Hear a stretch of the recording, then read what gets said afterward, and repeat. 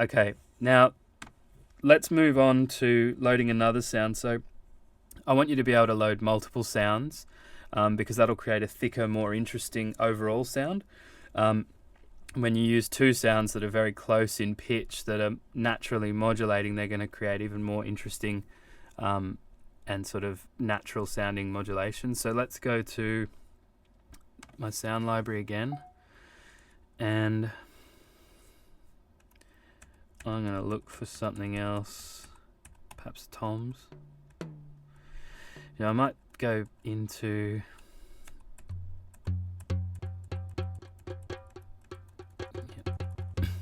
okay, so this has got a tone to it, and if I just drop that in, I might just take a step back. We're in the samples view. You can expand the zones section, which means you can layer up multiple sounds within the one instrument. They're both in there. They're just being layered on top of each other. So we'll hear both. Now, they're not the same pitch. If I turn this off and I press the C3 again, that's playing an F, or almost an F sharp. E or F sharp. F or F sharp, sorry. So let's set the root note. Before I do that, like before, I'm going to set up a section to loop, essentially. So I'm going to go back to this sustain mode and just choose a portion where I can see that there's something going on. Lots of clicking going on there, so I'm going to increase the fade. And I might use the backwards and forwards mode. So there's a bit of modulation in the pitch there, but it's, it's kind of holding that. And I'm going to move the root note around to until I tune this to a C. This time I'm going to tune the root note down because I want the C to be higher. Okay, so it's closer to a C. It needs to be sharpened, or it's a bit flat. Okay, and it's probably an octave. It's an octave below, but that might work kind of well.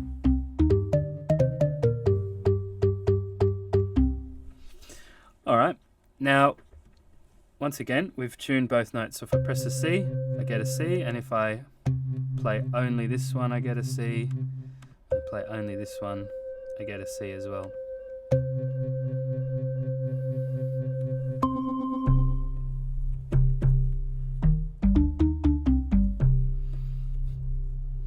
I could try to tune this up, so I could go down another octave here, so F sharp 2, I could go down to F sharp 1. There we go, they're pretty much the same note now.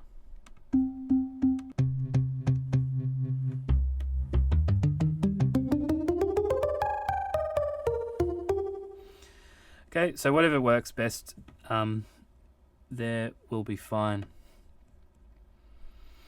Okay.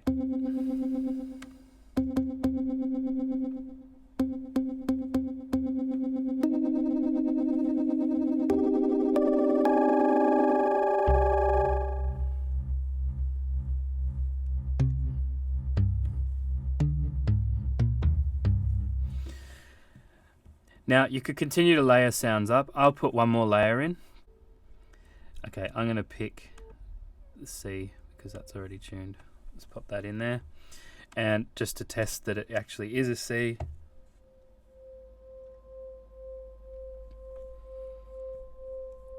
Okay, so we can see that that's already tuned. I'm going to give the sample some more volume.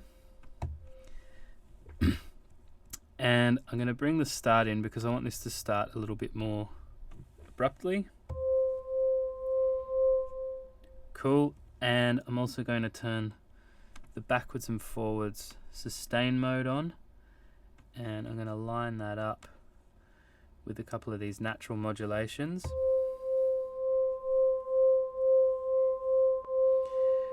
With a crossfade. So that's just going to sustain by itself. And now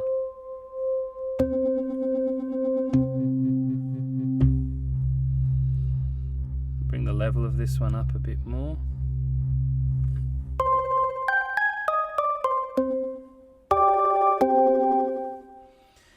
Right, I want to just change the attack time globally as well. I don't really want the click at the moment, so I'm going to just increase the attack time.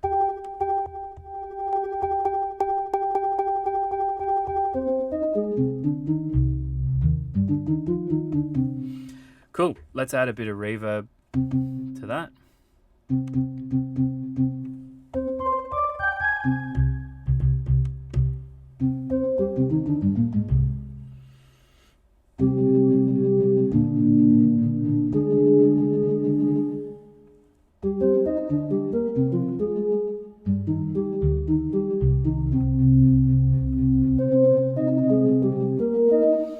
Okay, so there's some kind of interesting sounds going on there, and of course there's always a lot more that you could do, but that at least covers some of the basics of sampling with sampler. So we're doing multiple layers of sounds that weren't already tuned except for this wine glass.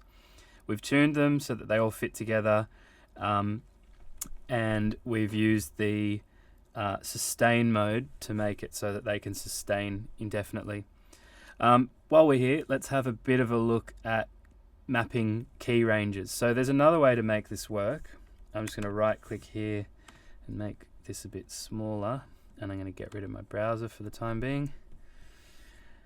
So each of these are mapped across all of the keys. I can play all the way from the very bottom of my piano roll right to the very top, and it's going to play all three samples together. Sometimes you want to have a split keyboard, so you might want to have it that one instrument plays for a certain range of keys, and then another one, and so on. Or it might be just that you want bass sounds on bass notes from one instrument, and different sounds on your higher notes.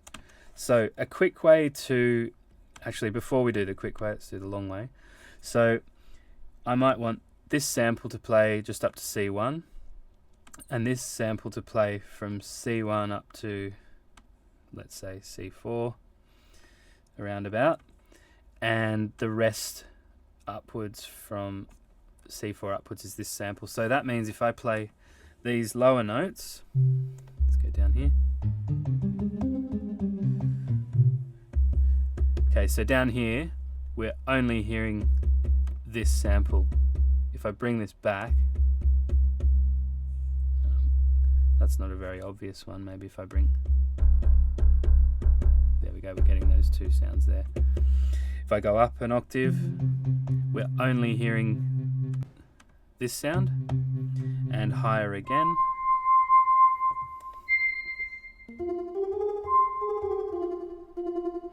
Oops, higher again, sorry. Now we're only hearing the wine glass. Okay, so that's a way to distribute your instruments across different key ranges. Okay, so key range. If you select the whole lot and right click, there's a nice little shortcut to distribute ranges equally. So that just divides up, and if you had more samples going on here, they would have more smaller key ranges and more of them. Okay, so same scenario. Different sounds for different ranges of keys. Right, let's have a look at one more scenario with sampling, which is mapping velocity ranges. So let's start a new instrument.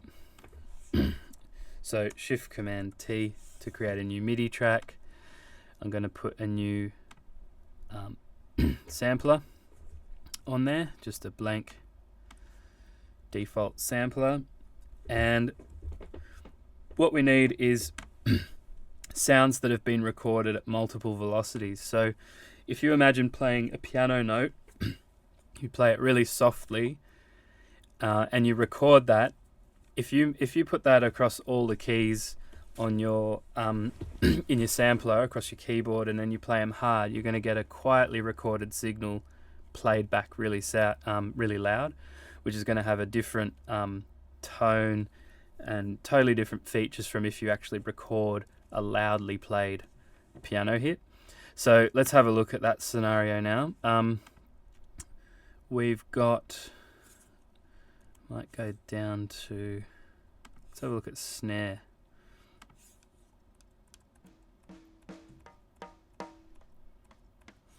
So these have all been recorded with three velocity layers. Let's pick these ones. So let's open up the zones section of sampler and drop all these in one go. So that's an easy way to do it. They've been mapped across all keys. And if I play C3, I'm going to hear all three of those samples. Let's hear them one at a time.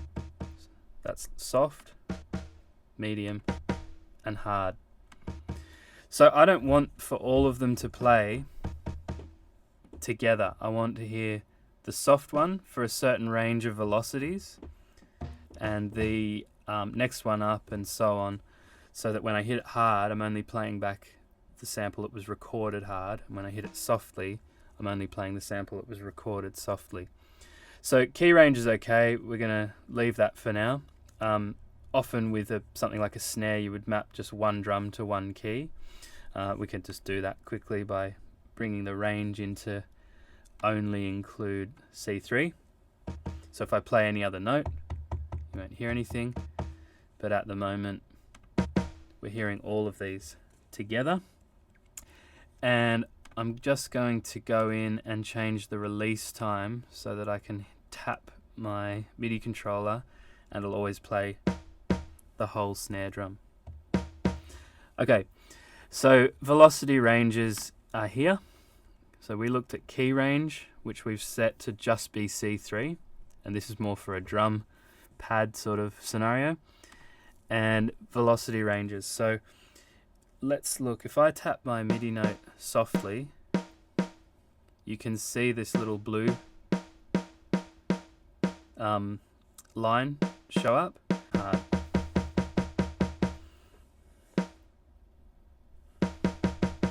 Okay, rather than messing around, I'm just going to right click and distribute ranges equally. Now what will happen is when I play softly, you're only hearing this sample. If we take that off, you'll notice that there's nothing else playing here. Medium and hard.